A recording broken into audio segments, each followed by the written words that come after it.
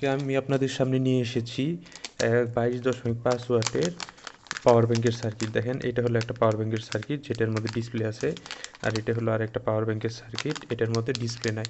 তো এখন আমি এই পাওয়ার ব্যাংকের সার্কিটটি আপনাদের সামনে ব্যাটারির সাথে কানেকশন দিয়ে দেখাবো। প্রথমে আগে আমি পাওয়ার ব্যাংক সার্কিটটি খুলে নেই, এই প্যাকেট থেকে আমি খুলে নিয়েছি। দেখেন যে এইটা হলো মেনলি পাওয়ার ব্যাংকের সার্কিট। এইখানে যে চিপ দেওয়া আছে, চিপটা হলো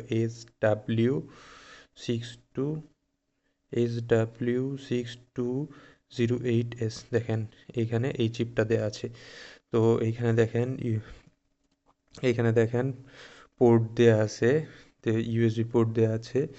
তো দুইটা ইউএসবি টাইপ এ দেওয়া আছে, একটা ইউএসবি টাইপ সি দেওয়া আছে, একটা লাইটনিং পোর্ট দেওয়া আছে আইফোনের চার্জার দিয়ে চার্জ করার জন্য, আর এইটা হলো একটা মাইক্রো ইউএসবি দেওয়া আছে। তার মানে যে কোনো চার্জার আপনার কাছে থাকুক, সেই চার্জার দিয়ে কিন্তু এইটা আপনি চার্জ দিতে পারবেন। তো আর এইখানে পিছনে দেখেন, পিছনে কতগুলো এলইডি দেওয়া আছে। পিছনে কতগুলো, এই এলইডিগুলো দেখতে পাচ্ছেন, এই এলইডিগুলোতে এটাতে কত পার্সেন্ট চার্জ আছে সেটা কিন্তু শো করবে।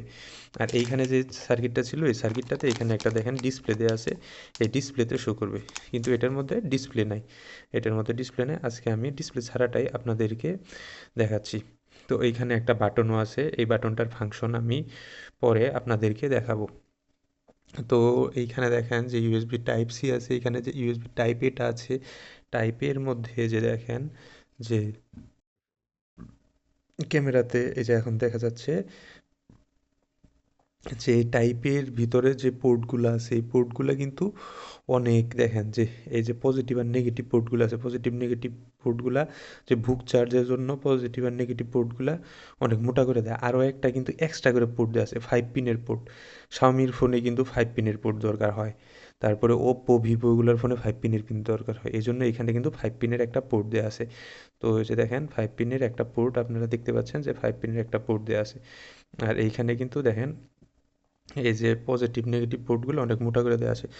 তো এখন এইটা হলো আমাদের মেইন সার্কিট গেল।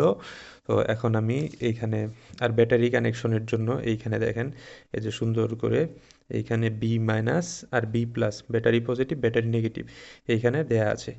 তো ব্যাটারি কানেকশনের জন্য এখন আমি এই সার্কিটটা আপনাদের সাথে কানেকশন দিয়ে দেখাবো।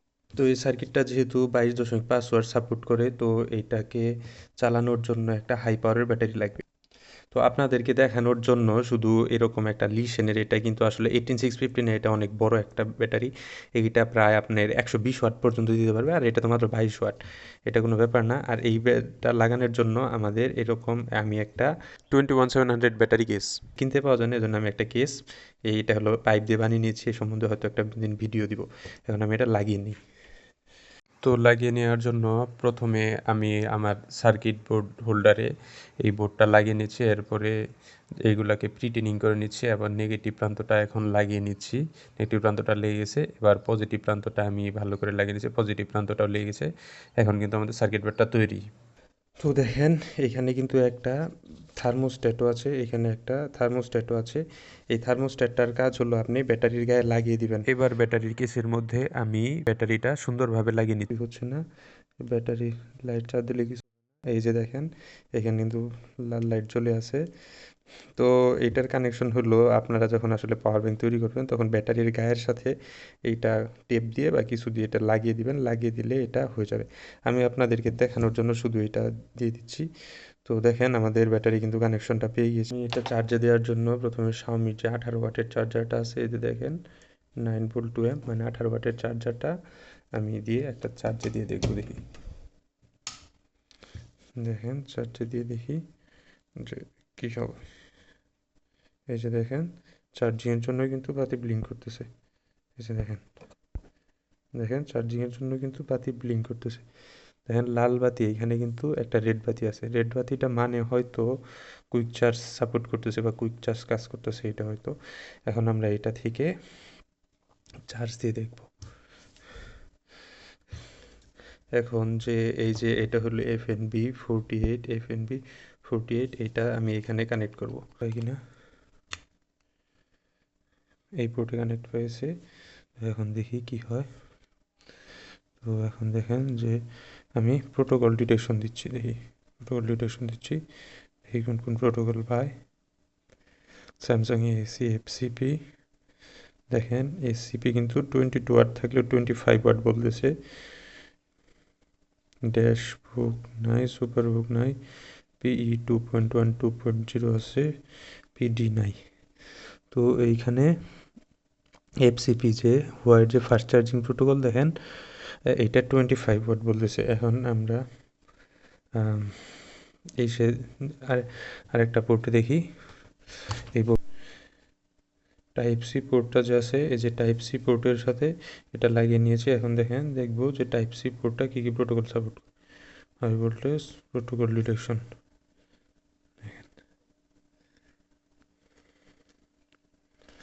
এফসিপি কিউসি 2.0, কিউসি 3.0,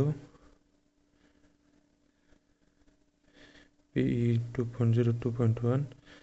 এই যে দেখেন PD 3.0 22.5 ওয়াট। এখন আমি পিডি প্রোটোকল এটাতে ট্রিগার করব।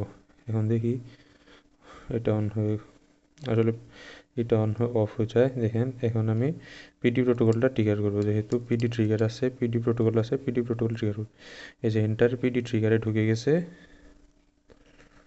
পিডি ট্রিগারে দেখেন দেখেন এই যে এখন পিডি ট্রিগারে ঢুকে পড়ছে। পিডি ট্রিগারে আসলে কত ভোল্ট দেখাচ্ছে, এর জন্য আমরা আরেকটা এক্সটার্নাল মিটার কানেক্ট করে নিই। আমরা এখানে দুই জায়গায় দেখতে পারবেন যে আসলে কত ভোল্ট দেখাচ্ছে। দেখেন 5 ভোল্টে আছে। এখন আমি 9 ভোল্টে যাবো, দেখেন এখানে কিন্তু 9 ভোল্টে চলে গেলো। 12 ভোল্টে যাবো, 12 ভোল্টেও কিন্তু চলে গেলো। 12 পয়েন্ট এত। দেখেন এটা এইখানে দুইটা পিপিএস প্রোটোকল আছে। এখানে সর্বোচ্চ পিডিতে 12 ভোল্ট দিতে পারে, কিন্তু দুইটা পিপিএস আছে। একটা হলো 5 থেকে 5.9 ভোল্ট, এটা হলো আপনার ইসের জন্য বুক সুপার বুক চার্জিংয়ের জন্য। আর এইখানে আর একটা পিপিএস আছে হলো 5 ভোল্ট থেকে 11 ভোল্ট, দুইটা পিপিএস প্রোটোকল আছে। তার মানে দেখেন এখানে কিন্তু যে কোনো মোবাইল আসলে চার্জ করা যাবে। তো এখন আমি আমার এই পাওয়ার ব্যাংকের হাইস্ট আউটপুট টেস্ট করব। এর জন্য প্রথমে ইউএসবি টাইপ এতে মিটারটা ইউজ করে নিই। ইউজ করে নিয়ে প্রথমে এই যে দেখেন এরকম একটা পাওয়ার ব্যাংক আমি কভার খুলে নিয়েছি অবশ্য। এই পাওয়ার ব্যাংকটা একটা চার্জে দিব, দেখি কত ওয়াট পায়। পাওয়ার ব্যাংকটা চার্জে দিচ্ছি। আপনারা এই মিটারে খেয়াল রাখুন যে কত ওয়াট পাচ্ছে। দেখেন খেয়াল রাখুন, তো 18 ওয়াট পাচ্ছে। আমি আরও আরেকটা পাওয়ার ব্যাংক চার্জে দিই, দেখি কত ওয়াট পায়। দেখেন 21.9, 21.7, 21.6, 21.5, তার মানে কিন্তু 22 ওয়াট পাচ্ছে। এটাতে যে 22 বলা আছে এটাতে কিন্তু আসলে 22 ওয়াটই পাচ্ছে। দেখেন এখানে কিন্তু 22 ওয়াট সর্বোচ্চ আউটপুট পাচ্ছে। এখানে কোনো দুর্বলতা নয়, আপনারা কিন্তু সম্পূর্ণ দেখতে পাচ্ছেন। এটা পাওয়ার দেওয়া হচ্ছে দিয়ে, এটা 21 কিউসি 2.0 12 ভোল্ট ট্রিগার করছে। এটা কিন্তু 22 ওয়াট পাচ্ছে। এখন আমি টাইপ সি দিয়ে টেস্ট করব। তো আমি এখন এই পাওয়ার ব্যাংক সার্কিটের যে টাইপ সি পোর্টটা আছে, টাইপ সি পোর্ট থেকে সর্বোচ্চ কত আউটপুট পাওয়া যায় সেটা টেস্ট করব। এর জন্য প্রথমে একটা টাইপ সি কেবল এইখানে আমি লাগিয়ে নিই। টাইপ সি কেবলের আরেকটা মাথা আমার যে FNB48 আছে এটার এই ইনপুটে লাগিয়ে নিই। প্রথমে এখানে একটা টাইপ এ কেবল নিয়ে নিই। টাইপ এ কেবলটা আমার যে পাওয়ার ব্যাংক আছে এই পাওয়ার ব্যাংকের মধ্যে আমি লাগিয়ে নিব। এই পাওয়ার ব্যাংকের এখানে লাগিয়ে নিলাম। তো পাওয়ার ব্যাংক লাগিয়ে নিয়ে এখন আমি পিডি প্রোটোকল বাটনটা অন করি। এখন দেখি, দেখেন যে 13 ওয়াটে চার্জ হচ্ছে। এখন আমি আরেকটা পোর্ট থেকে আমি যে আরেকটা টাইপ সি পোর্ট, এই পোর্ট থেকে আমি নিলাম, নিয়ে সারে আমি আরেকটা পাওয়ার ব্যাংকের সাথে কানেক্ট করব। তো 13 ওয়াটে চার্জ হচ্ছে। এখন আমি এই কেবলটা আরেকটা পাওয়ার ব্যাংকের সাথে লাগিয়ে নিব।